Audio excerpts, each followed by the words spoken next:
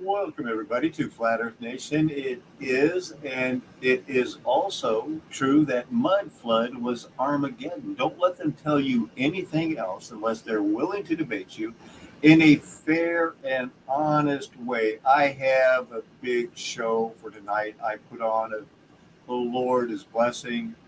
Great show this afternoon. Take time to digest it. I have to go with the Spirit's leading right now. I need to study this topic, and you're invited to study along with me. Good to see you, my brother Luther, the truther. You know him as Yaz Will Soaring, the famous roofer, the man who can carry 3 packs of shingles up a ladder at one time. Yeah, I can't wait. Tonight is going to be crazy. I'm just going to give you. Here's a little background on the complement theory. The complement theory is relatively new. It seems like this is the story they're going to go by when they want, the here's our thing. It's got it all. Antibodies, the immune system, and adaptive. You see, it seems like we were born with an innate immune system, not good enough for cattle. They need adaptive immune systems. So, all I'm going to be doing is just showing the things. These are called cytokines. We'll kind of learn some of these words together. But, what I like is the classical complement pathway. This alternative complement pathway, I'm not so sure. I don't know. I need background. Give me some background. This is the man that's going to try to get us some background. Cellular life evolved over billions of years. It came up with ways to defend itself. Today, humans have a sophisticated defense network, like physical barriers, defense cells, and weapons factories. But one of the most important defenses of our body is largely unknown: the complement system. It evolved over 700 million years ago and is an army of over 30 different proteins that work together in a complex and elegant dance to stop intruders. All in all, about 15 quintillion of them are saturating every fluid in your body right now. Guided by nothing but chemistry, these proteins are one of the most effective weapons we have against invaders. Many other parts of the immune system are just tools to activate the complement system. But it's also really dangerous. Imagine having trillions of little bombs inside your blood that could go off at any moment. So our cells use numerous mechanisms to prevent complement from accidentally attacking them. Okay, what exactly does it do, and what makes it so dangerous?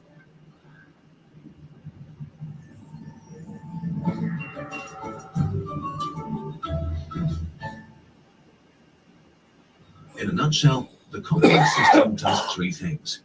It cripples enemies, it activates the immune system, and it rips holes in things until they die. But how? After all, these are mindless proteins randomly drifting around without will or direction. Well, this is actually part of the strategy. Complement proteins float around in a sort of passive mode. They do nothing until they get activated and change their shape. In the world of proteins, your shape determines what you can and cannot do, because shape determines what you can interact with and in what way. For example, in your passive shape, you might do nothing. In your active shape, however, you might, for example, change the shape of other proteins, activating them so they can activate others. Mechanisms like this one can start cascades that spread very quickly.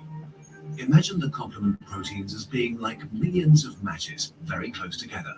Once one catches fire, it ignites the ones around it. They ignite more, and suddenly you have a big fire.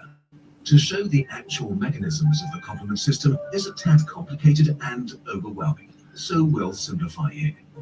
Now, let's imagine you cut yourself and a bunch of bacteria enter the wound and make it into the surrounding tissue. Our complement attack begins with C3. C3 is the first match, the initial spark that will start our fire. And to do that, C3 needs to switch from passive to active. How this happens is complex, but let's just say it can happen randomly through other complement protein. I am not sure that if a hair can fall off our head or a sparrow falls to the ground, that anything happens randomly. That bind to enemies or through antibodies. All you really need to know is that C3 breaks into two smaller proteins, C3a and C3b, that are now activated. Okay. One of these parts, the C3b protein, is like a seeker missile specialized in bacteria, fungi, and viruses. It has a fraction of a second to find a victim, or it will be neutralized by water molecules. Now, for you gamblers in the house, which I'm not, but I know they do over-under, are we going to go 40 seconds before we hear about bacteriophage? Or if C3b does find a target, it anchors itself very tightly to its surface and doesn't let go. By doing so, the protein changes its shape again. In its new shape, it's now able to grab other proteins and start a small cascade, changing its shape multiple times, adding other complement proteins to itself. Finally, it transforms itself into a recruiting platform known as C3 Convertis. This platform is an expert at activating more C3 proteins that start the whole cycle anew. An amplification loop begins. Soon, thousands of proteins cover the bacteria. For the bacteria, this is very bad. It can cripple bacteria and make them helpless or slow them down. Imagine being covered by thousands of flies. But there's more. Do you remember the other part of C3? The C3a protein. C3a is like a distress beacon. Thousands of them flood away from the site of battle, screaming for attention. Passive immune cells notice the C3a proteins and awaken from their slumber to follow the protein tracks to the site of infection. The more alarm proteins they encounter, the more aggressive they get. This way, complement guides reinforcements exactly to the place where they're needed the most. So far, the complement has slowed down the invaders and called for help. Now, it's beginning to actively help to kill the enemy. The first immune cells to arrive at the battlefield are phagocytes, which means cells that swallow you whole, trap you in a tiny prison, and then kill you with acid. But to swallow an enemy, they need to grab it first, which is not easy because bacteria prefer not to be grabbed and are sort of slippery. But now the complement that has anchored itself to the bacteria acts as a sort of glue that makes it easy for the immune cells to catch their victims. But it gets even better. Imagine being covered in flies again. Now, imagine them turning into wasps. Another cascade is about to begin. On the surface of the bacteria, the C3 recruitment platform changes its shape again and begins to recruit new proteins.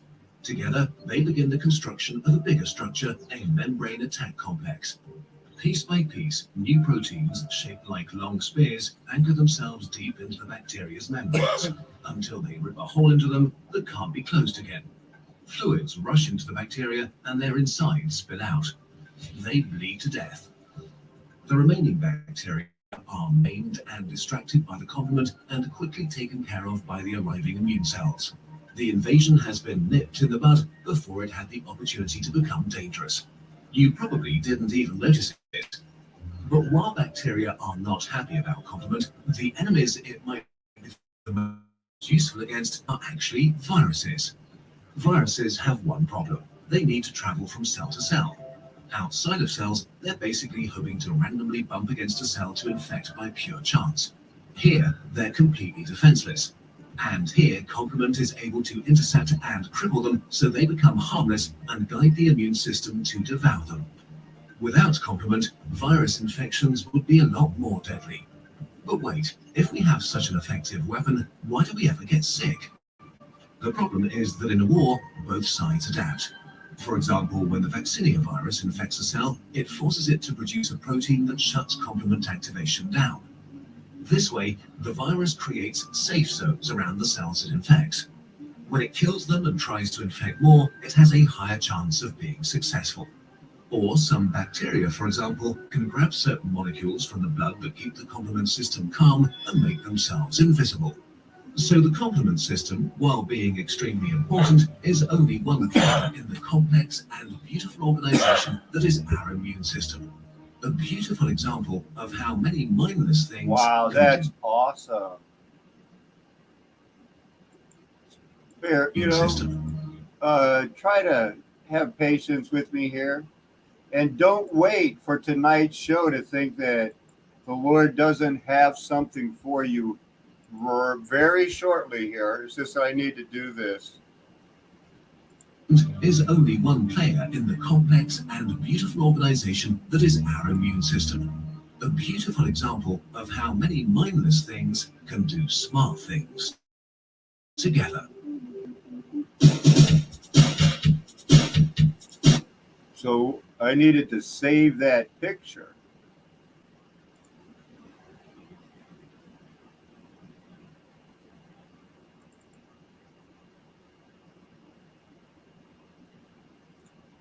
Because that is, when you see active, these things they don't know what they're going to be until they get activated by your immune system. And you know what this is all about? I've been trying to get down to what it's all about. Been getting hints about what it's all about from the Lord for a long time. Fairly comfortable in telling you right now what happened was there was some sort sin is viewed by God as an infection. And the reason that we have to picture some of the harder things in the Bible, like, oh, for the body to live, this has to go in there and it just takes over and destroys everything. It's part of an immune system. It's automatic. When something like El Elyon, the Most High God, is so pure that it can abide no evil, we'll use that as a metaphor for infection. And we'll think that, let's say, for example, spiritually, possibly whatever went on in heaven, there was an infection, a splinter, maybe in Yahweh, Jehovah, the Hebrews, Elohim. He was the God of the Hebrews. And there were other Elohim, but if he saw something in his eye and it is infected, and the Father's, Elyon's immune system, he is so pure, it instantly reacts like the complement system where there's killer cells, T cells. And as soon as they react, they're like, no, there can be no impurity in this body. And it's not debatable. It's not like if impurity gets in, God is a spirit. Those who worship him must worship him in spirit and in truth. Gospel of John, chapter 4:24. There is no infecting that purity. He is a consuming fire. Trust me. But the pictures that he draws for us when the veils are lifted, sometimes it takes a pandemic before we appreciate our own personal immune system and realize that we are made from the ground. Life has been blown into us from the dust of the earth. We're a part of it. There are organisms in us doing that work for us. They want to be strong. They want to live. They want to be able to produce for you and your body. And they will, given half a chance. And that's why we should, Romans chapter 12, verse 1, present our bodies as if we were living sacrifices. And a sacrifice has to be pure, not blind or limping or anything else that, it is the best. And you offer it to God. And that's how you should be offering yourself, as that living sacrifice. Let's see if we can find a couple of more interesting things about the immune system. We're looking for the first time, heard about it today, the complement system. in your body. We're just learning about, and it might have to go over it again. I understand that. But the history is what's going to be important for you mud flooders. As soon as you see the name George Nuttall and my brother Randy's favorite year, of course, that's the year they realized after the reset, let's drink the blood, baby. Look, it has a mild killing activity against the bacterium that causes the boy. There's still a lot of trouble with that even to this day. Remember my new position. There was Armageddon, 1,000 years, the reaping, Satan was loosed, foundlings from eugenics, orphan trains, my generation of those born in the 50s, and you, and nothing else. All of our history since Satan has been loosed is that recent. Deal with it now. In 1891, Hans Ernst August Buchar, noting the same property in his experiments, named the killing property Alexin. Alexa, anybody? Monitor of the internet, which means to ward off in Greek. By 1984, that is a mere 2.5 years later, I kind of looked. No, it's not very long, is it? So it's like 2.5, not long. Laboratories are going like in vitro, cholera, new things are coming around. Oh, and that's your famous Pasteur mud flood building in Grand Gay Paris. Here's Jules Borgen, emphasis on at the time he was young Belgian. Look at where all these Belgian people ended up. Oh, I was going to Belgium. Looking for some receptors in my antigens. What? This is just crazy. But the way that Jesus passes through walls, everything's true. It's all true. Everything that the Kabbalah tells you is true, except they leave out. Exposing a lie is not telling you the truth. What they leave out is it doesn't just picture it in the body. Jesus walked the earth and did it in the flesh. And unless that's part of the equation, it doesn't do you any good. Because Jesus really walked this earth in a body like this, except he was God in the flesh, because he had promised Abraham, preaching the gospel to him aforehand, when he said, in you all the nations will be blessed. It's good news. Later on, when he was willing to demonstrate his faith by the good works of offering him his son, something that is never, ever, ever going to ever be allowed again, and was always misinterpreted. Because what did God say? Stop it, Abraham. I will provide myself a sacrifice. Ram. God the Father identifies as a male, as we should let him. So the Kabbalist, you can be right all you want. You can expose all the lies and chakras that you want, but unless you realize that Jesus Christ came in the flesh, he came back for Armageddon in the flesh. He's been ruling.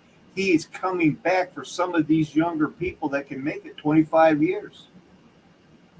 And it would be Gog and Magog then, and there will be a lot of people going, Jesus, I built things in your name. He's going to say, you didn't even believe I came back in the generation that I said I was going to come back. You didn't even believe me when I didn't, tell you that, the earth is flat. So there's going to be a lot of people knocking. We still have a narrow road. We still have wolves in sheep clothing. We still have a lot to learn about our immune system. I want to just take a second to welcome Big Jim. I see Vicky is in the house. I'm not kidding. Luther can carry up. In their world, Luther, you could probably carry 9 bags using their math. Fun times? I think so.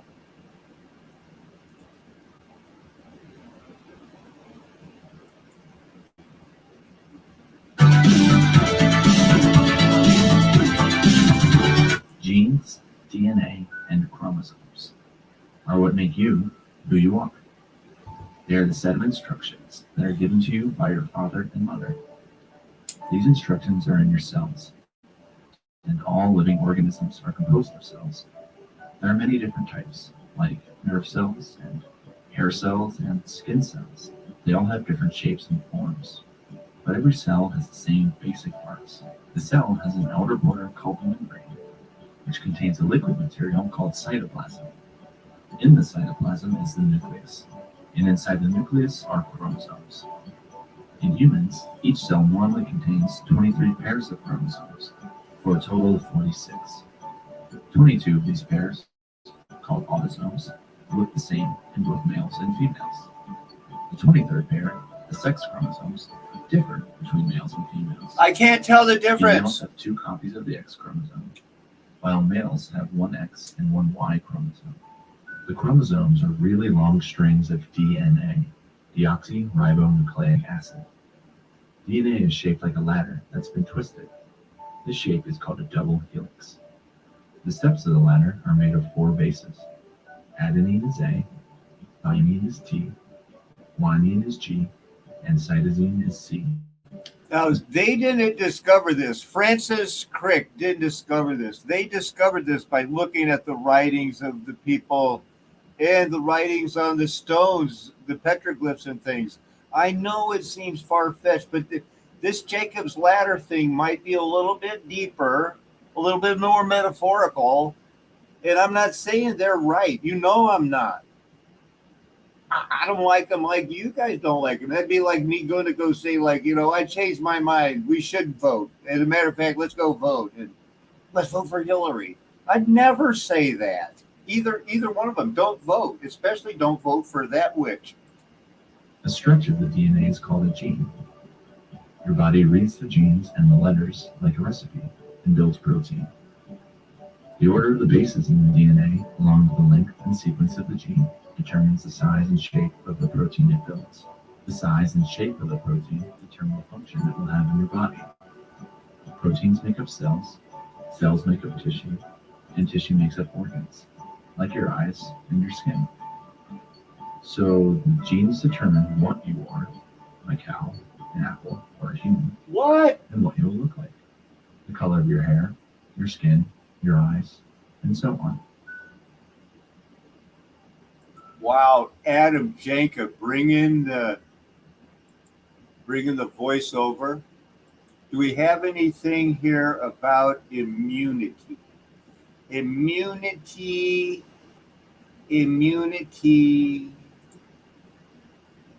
Short. Everybody dance now.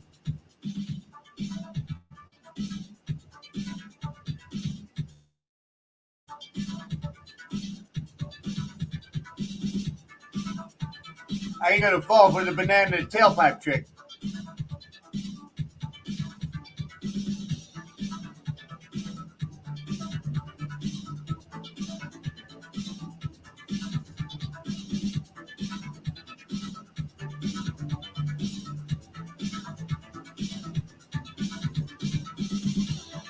Ricky, don't lose that number.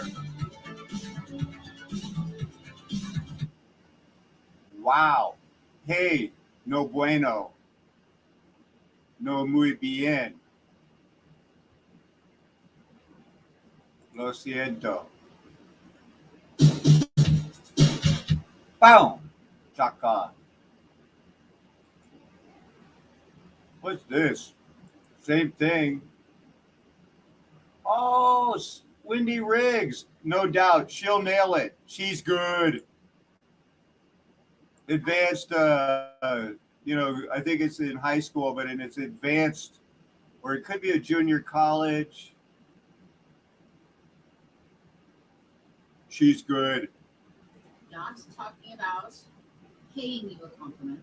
I'm talking about a process, a crazy process that starts with a protein, and there's actually like 25 proteins involved in this crazy cascade of chemical reactions that you do not have to know them all. And the end result of the complement cascade, the end result of the complement cascade is something called MAC, which is a membrane attack. Oh yeah. Complex. That says complex. It's not a compliment. Because that's what the MAC attack is about. MAC, dude, this is so cool. Through the process of start here, something will initiate the complement cascade. And if all the proteins come along, I want you to imagine it's a splinter in the eye.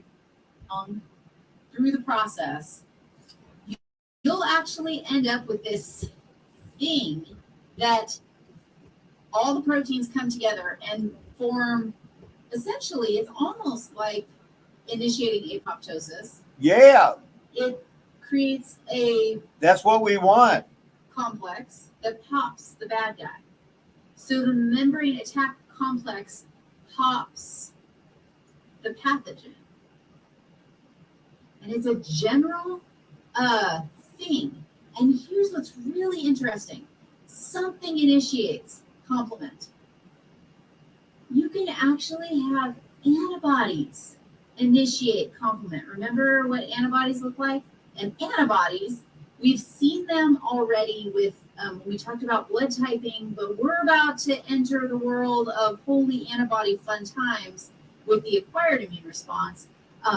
Antibodies have this little place, like a little receptor zone in their armpit. And that actually binds with one of the first chemicals in the complement cascade and can initiate the cascade.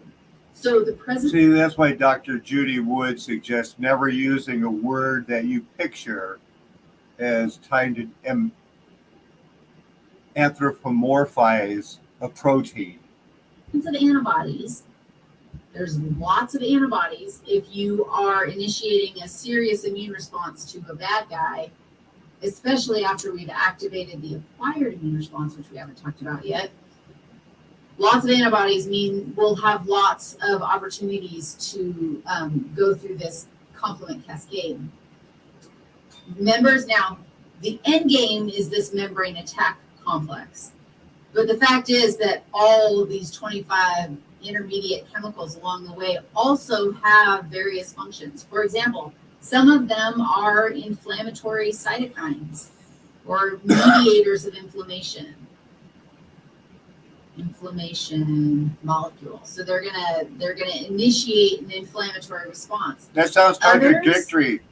That's crazy contradictory, but I guess it's true. Those cytokines, what kind of cytokine are you?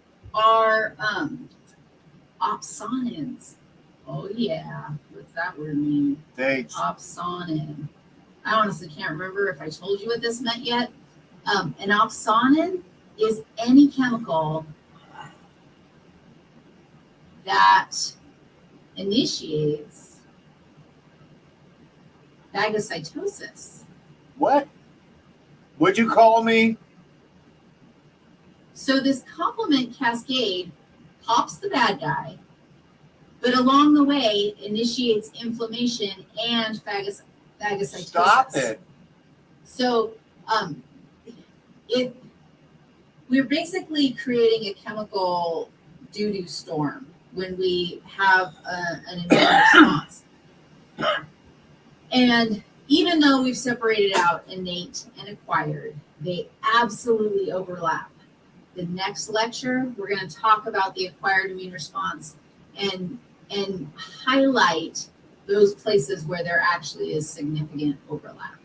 Wow, that's a But we good can one. Save that fun times for them. You know what, though, Wendy? I'm just spoiled because I expect so much more from you because, well, watch how good she can nail it sometimes. Hi, everybody. So tonight we're back to talk about the second half of our immune system conversation, and we're going to look at the acquired immune response. In the last lecture, we did innate immunity, and these were responses to foreign invaders or pathogens or antigens that were very generalized responses. The acquired immune response is very specific. It's very slow. I mean, it takes a while to ramp this thing up. Once we ramp it up, it's not messing around, and we can do some serious damage with the acquired immune response. But it does take us a while to do it. Right now, I'm hoping homeostasis. I think that's your body's desire to keep your core protected. Cell-mediated immunity. We know just about enough of that to be dangerous. We just learned enough about that to be dangerous, right? We don't know. I mean, what was that MAC complex? We don't need that. Or do we? The acquired immune response has memory. It remembers if it has been exposed to a pathogen, a specific pathogen before. And because of that, you often actually don't get a condition twice. Sometimes the pathogen will mutate, and so you think you're getting a cold again and again. This is the same cold. I thought I can't get the same disease twice. But the fact is it's mutated and it's a different cold. So really every cold you've ever gotten is a different critter that is invading you because you are saving up information about all the pathogens that have infected you, and you are ready to respond with the acquired immune response quickly and efficiently if you get infected again. Supposedly. The acquired immune response is mediated by lymphocytes. Now, we had one flavor of lymphocyte in the innate immune response, and that was the natural killer cells. But those guys make up just 2% of all lymphocytes, and everybody else is involved in acquired, all the other lymphocytes are involved in the acquired immune response. So our two main, we actually have two, just like we had two categories of immune system, acquired and innate, we have two categories of acquired immunity. We have the humoral immune response, and we have the cell-mediated immune response. And these are like branches of acquired immunity. They have things in common. Ultimately, I actually have that homeostasis is the last item on our list, but I think I'm going to add one more because I think we're going to have one place where we like go through the whole thing and do a big, huge review of the whole process so we can compare and contrast these two systems effectively. So the first thing that we're going to do is we're going to look at three sections, three factors where we're going to look at our two branches side by side. So we're going to look at the lymphocytes, and we're going to compare the lymphocytes that are involved in the humoral immune response to the lymphocytes that are involved in the cell-mediated response. Then we're going to look at how the lymphocytes are educated, how they go through their maturation process. They do go to school. Do it, Wendy. And not very many of them graduate. So we'll compare and contrast the way You know what? I was just kidding. Let's find out if she's a high school teacher or not. that are two. I think that you types guys of have to hats lymphocytes off to on, yourself school. because this is And then a we have to talk you know, about MHC physiology again. course. We talked about MHC1 in the last lecture. We talked about how it was present on almost all cells, except for red blood cells. In this section, we're going to talk about the role that MHC2 carrying cells play in this whole process, and then we'll dive in. After we've got all those like general tools, then we'll dive in and look at each branch individually. I'd like to probably do a summary of all of it, and then we'll look at how the immune system relates to homeostasis. So it's a big, dense amount of content, and why don't we get started then? What? Are you kidding me? Oh, I see. Never mind. Humoral immune response is actually mediated by B lymphocytes.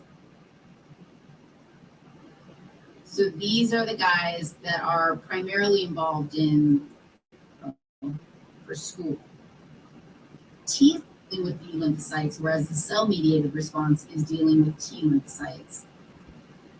And we're going to look at where these cells are born, where they go to school, and what kind of receptors they have. Now remember, T cells are the coolest. Some of them just lay in there, like 2% of them just lay there dormant, waiting for a wireless reception of like, you're a good guy, go this way. Or now you're a blood cell, go in the blood. It's like they don't even know what they're going to do till they get a wireless signal and go, now you change into this cell and go get them, boy. Woo! Exciting, I should say so. And we've talked about the receptor, like we keep saying that's super specific, like crazy specific. And the receptor is why we say that. Both of these guys are born in the bone marrow. And that's where B Eve lymphocytes also go to school. is born in the bone marrow too. B for bone marrow for school. T lymphocytes go to school in the thymus. And just for perspective, the thymus is an endocrine gland that's located superior to the heart. It's something that usually gets removed because it looks like fat probably in cadavers. So it's not something that we often get to see or have much of a sense of. It disintegrates over time, so it gets smaller and smaller in adult humans. It's probably the white. I'm sorry, I shouldn't yell. It's probably the wireless array that communicates with your tummy. The place that tickles in your tummy, that's part of overflowing resonance, especially if you're jumping off the high dive for the first time. You know what I mean? But that's where our T cells are actually going to school to get to learn how to be good T cells. And both of these guys have a receptor. The B cell actually has an antibody. And so remember that the antibody looked a little something like this. And that it had like some kind of I am Iron Man receptor on the ends of this Y-shaped molecule. Each B lymphocyte has its own special antibody. And these antibodies are actually embedded in the B lymphocyte cell. So this is my B lymphocyte. It's not doing a one-eyed thing. The T lymphocyte also has a receptor, but it's actually called a T cell receptor. T cell receptor. And it looks more like what you would imagine like an actual normal receptor, cellular receptor would look like. It's embedded in the cell membrane also. So both my B cells and my T cells pick a very specific receptor molecule that they associate themselves with. That specific molecule is designed, or the intention, the value of this molecule is that at some point it can identify a particular molecule, a pathogen, a particular molecule on a pathogen. And once it has identified that pathogen molecule, then it can initiate, like, seriously, a nuclear war attack that is super effective.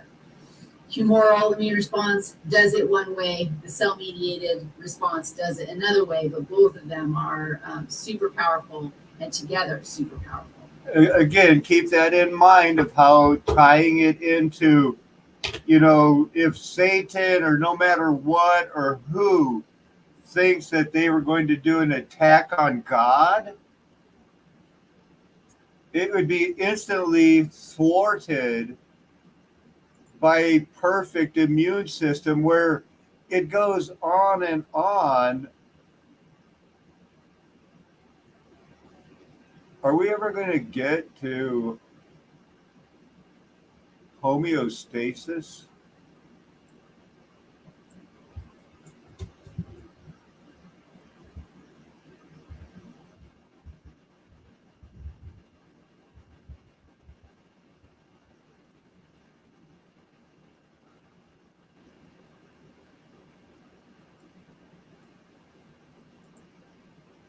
Why don't I just read it?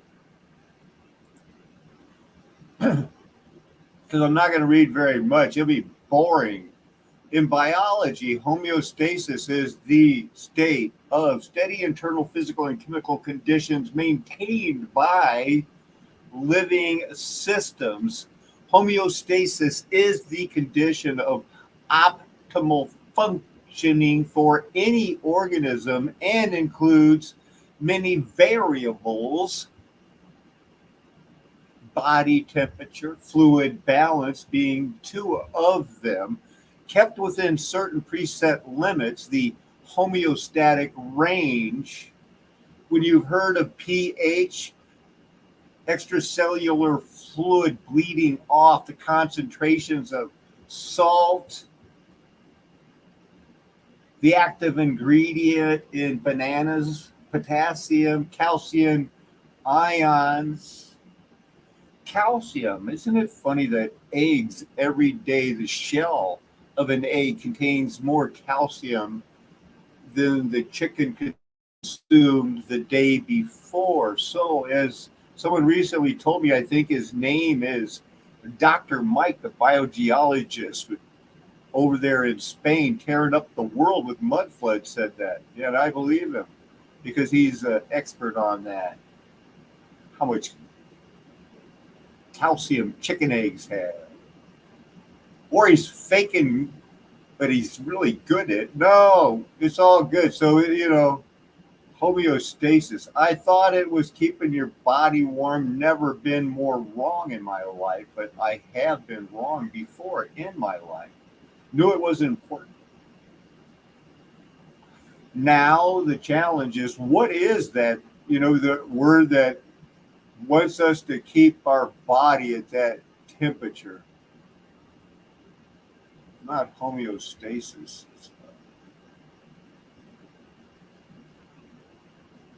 Oh well, it'll come to me.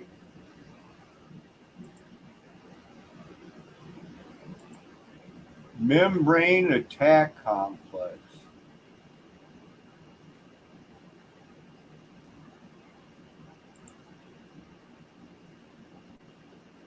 The complement system. It looks like ruins or cuneiform writing, the way nerves are, the way that maps are made, where they have some overlapping. Remember, we were recently going over scientific grading when I was showing different ways that Mobius strips can be made. And if you try to cut a Mobius strip into thirds, it actually still just leaves a Mobius strip with an extra circle trapped in the middle.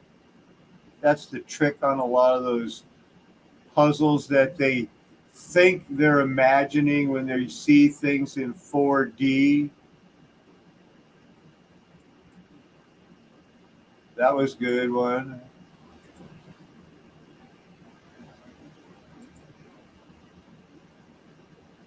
Did God really preach the gospel to every creature under heaven like he said he did? I believe he did. But whenever you get these other people that are going to stand on the globe and preach, and be like, we're the ones to come to, they all go, stay with the, after all of this, none of them have changed.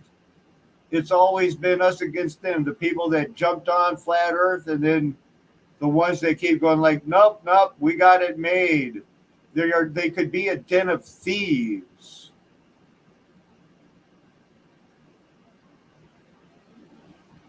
Let's just see how only about 30 years after the Lord's church was established on Pentecost, Acts chapter 2, the Apostle Paul reminded the Christians in Colossae about their reconciliation in Christ. He then mentioned to them how the gospel had been preached to every creature under heaven, Colossians 1, verse 23. However, according to skeptics who have commented on Colossians 1, 2, 3,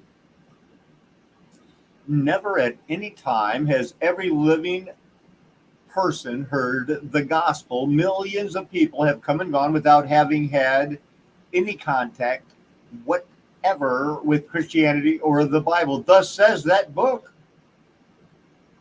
And then it continues, thus Paul allegedly was mistaken and therefore not inspired to write to the Colossians or anyone else in the first century. Are we really to believe this? As the skeptic asked, that the entire world has heard about Jesus at this time. And then he's going to try to explain it away. That it, you think he's going to be like, say, no, it obviously was preached. Armageddon was going to get to happen. Do we have to read this? Because it's going to talk about the phrase to every creature. Yeah, wait, could just as easily be translated in all creation. Well, that doesn't help his argument. It's been preached in all creations, the same thing as fulfilling the Bible.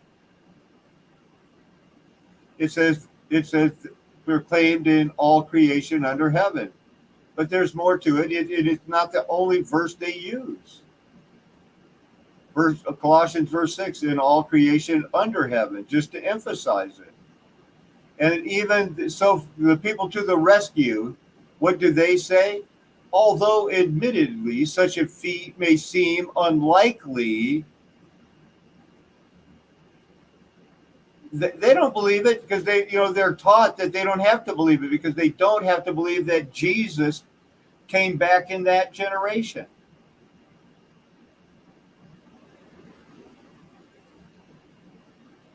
Their loss.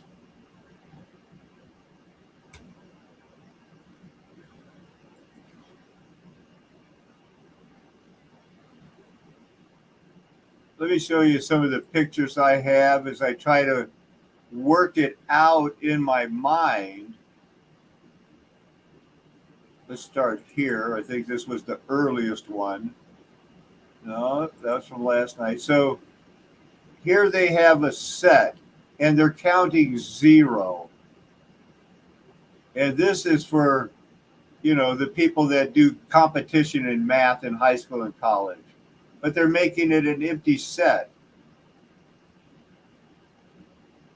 Well, we'll go over the video tonight on they needed to make subsets. But see how the total is?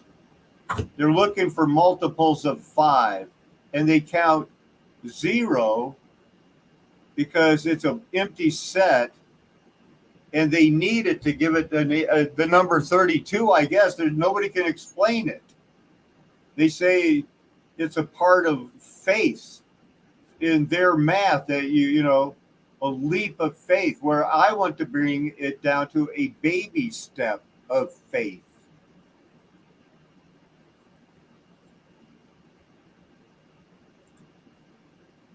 Do we count the empty set? We do count an empty set. because they're going to always consider the sum to be zero. But and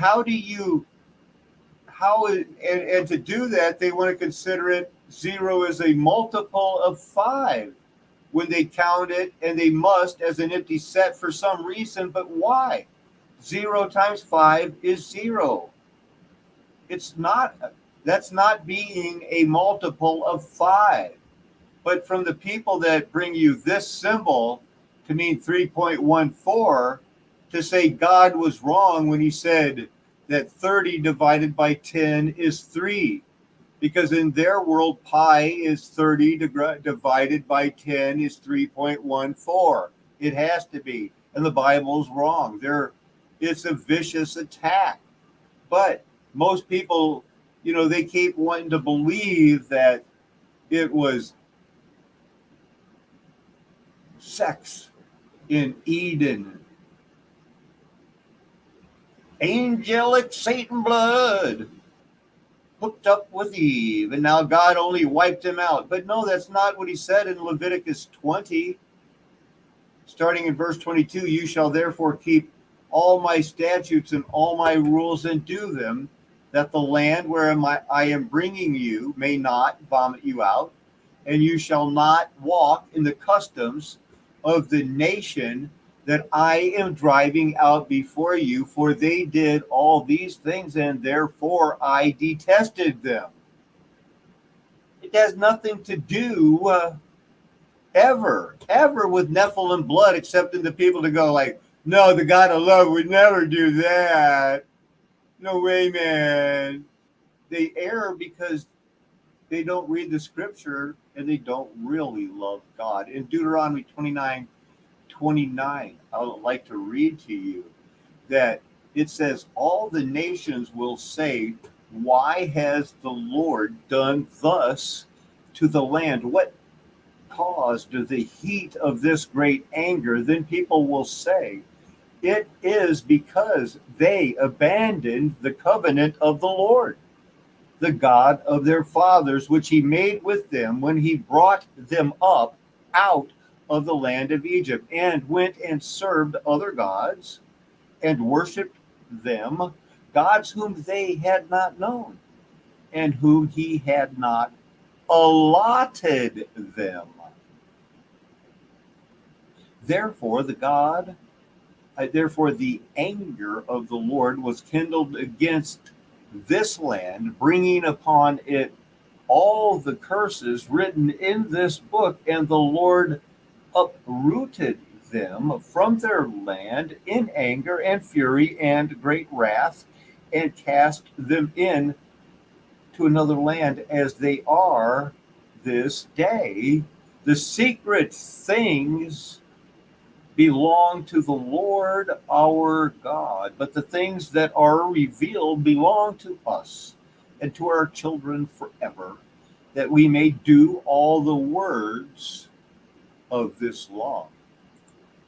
And now, hear the words from Deuteronomy 32, verse blow your mind, starting at 7. Remember the days of old, consider the years of many generations. Ask your father, and he will show you your elders, and they will tell you.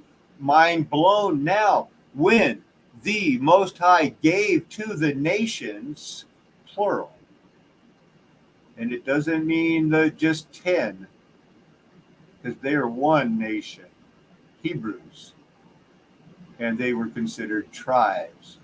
But there was a time, in verse 8 said, when the Most High gave to the nations their inheritance, when he divided mankind and fixed the borders of the peoples according to the number of the sons of God. How many sons of God were there? But the Lord's portion, this God's portion, is his people, Jacob, who will be called Israel. That's one God's portion. You're only going to hear that here because the Lord is revealing the truth here for free, line upon line, precept upon precept. Joshua 21, verse 45. What did they say earlier in a lie from the pit of hell? When it's confirmed now in at least two places is Joshua 21, verse 44, not 45, not one word of all the good promises that the Lord had made to the house of Israel had failed. All came to pass. Who wants to go down the road trying to convince me to believe you and not the Bible? How is that going to go over? How is that going to work? I'm going to start out with asking you why. I'll be like Tommy from Texas. I'll wear you out with why. Why are you doing this? Why are you doing this? Why are you trying to make me not believe the Bible? And why should I trust you? I just need to know why. Why don't you want to trust the Bible? It says right here, I'll start in verse 43. Thus the Lord gave to Israel all the land that he swore to give their fathers, and they took possession of it, and they settled there. And the Lord gave them rest. It starts at verse 44, on every side, as he had sworn to their fathers. Not one of all their enemies had withstood them, for the Lord had given all of their enemies into their hands. Is there any confusion why it said in verse 45, as a summary, not one word of all the good promises that the Lord had made to the house of Israel has failed? All came to pass. Why do we still have to argue about this with those people on the wide road? Still trying to get you, come back to the globe. Don't you love your mommy and apple pie? She misses you. She used to love you. We're going to have an intervention for you, flat earther, before they change their mind.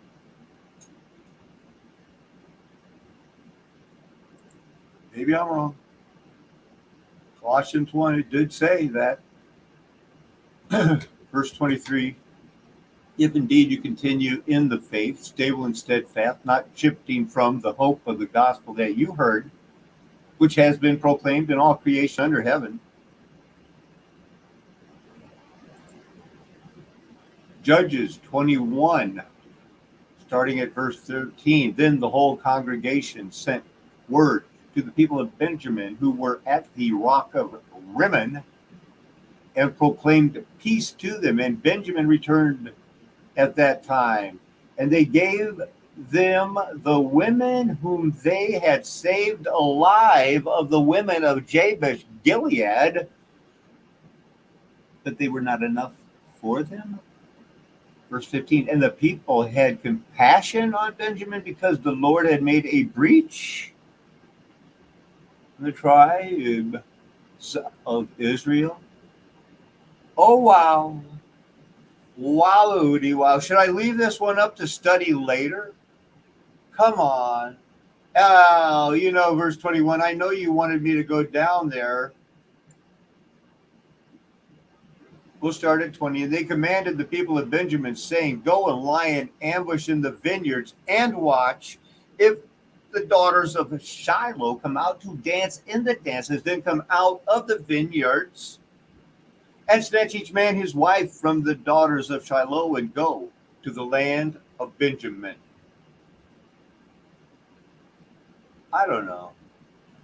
Maybe that's overdone. I guess I just wanted to get this picture. Killer T cells, memory killer T cells, complement, virgin killer T cells.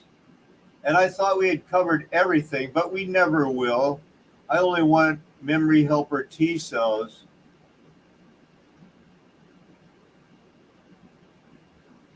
To not be like wandering stars or something that I thought would be good but was bad. That's not what I want. You know what I want. I want to prove that you can trust me and I have your best interest at heart. Fractal dust bears back in Australian time. Well, 2 in Oregon. I think I'm going to be setting up a video for 7 o'clock. As you can tell, so much going on here in the world that I need to think about it and pray about it. So much going on. Can't believe, I guess the gas is, it's like, hey, look at the gas is like $9 a gallon or something. Like, you gotta be kidding me. And well, you know, in California it's $9. So that's for diesel. But even $8, doesn't that just seem outrageous? Oh well, that's life. Glad we're saved. Still no mushrooms in the mail or anything like that, but we'll just keep waiting. Hey, everybody, if you have any prayer requests, get ready for them tonight. We'll try to do a bunch. Meantime, Flat Earth Nation, I'll never tell you anything else. Neither will my friend. Why would we? We're trying to prove we have your best interest at heart. Amen. Hallelujah. Aho.